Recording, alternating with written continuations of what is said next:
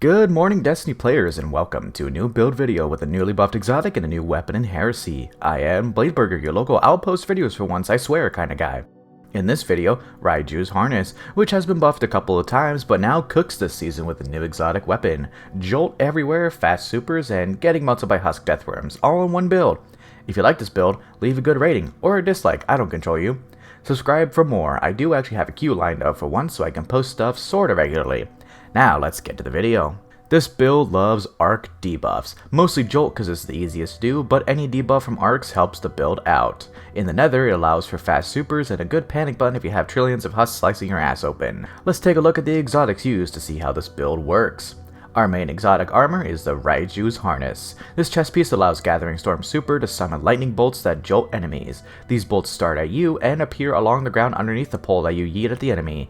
It also amplifies you and nearby allies when you cast it, I guess. Additionally, any enemy killed that has an arc debuff gives extra super energy inconsistently. It's a bit weird and doesn't count every enemy.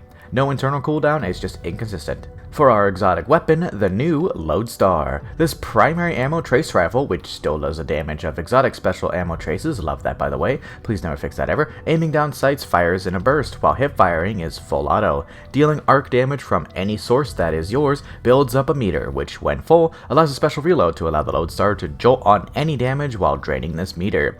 Aiming down sights and doing the burst fire drains the meter slower.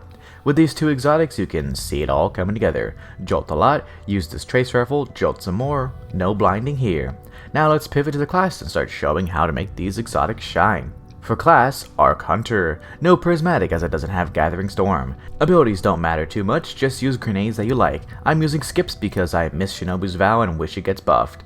For aspects, Tempest Strike. Slide and use your power melee to uppercut and send out a line of damage that jolts. It just got buffed in Heresy, so it's pretty great right now. It also allows you to gain Bolt Charge on killing jolted enemies. Our other aspect is Flow State. Killing a jolted enemy makes you amplified, which gives a bunch of weapon handling. While amplified, your dodge recharges faster, you gain damage resist when dodging, and you get a lot of reload speed.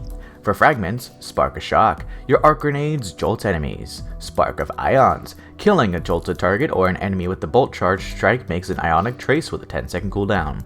Ionic Traces give ability energy to all abilities. Spark of Discharge. Arc weapon kills have a chance to make an Ionic Trace. Ionic Trace collections also give a stack of Bolt Charge. Spark of Amplitude. Multi-kills while amplified makes an Aura of Power. So there's the class, now let's talk weapons and stats. For weapons, use what you please. I am enjoying the new LMG from Heresy, personally. It's good. As long as you got Lodestar, you're all good. It does a lot of damage and I hope it doesn't get patched. It's nice to have a primary weapon that does the damage of a special weapon. For stats, I use Tempest Strike a lot, so make sure to have good mobility for your dodge.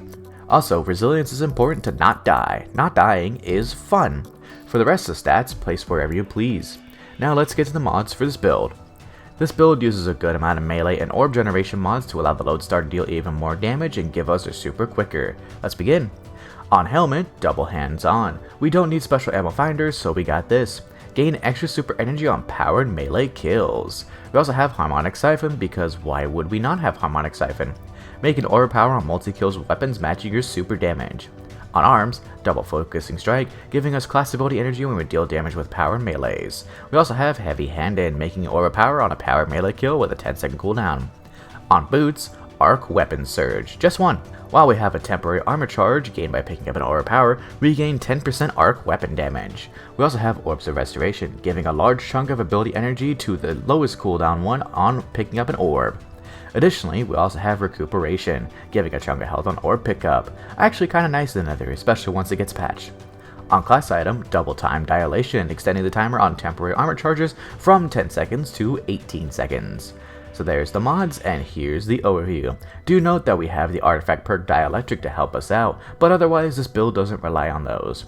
Take a look, enjoy the drip, check out my Discord for the dim link, and subscribe. Now let's talk how the build plays.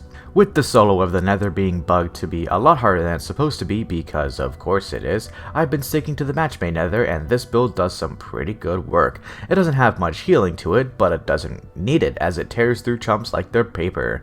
Jolt has been an amazing debuff since the introduction and it is still insane, especially with how enemies clump up in the nether.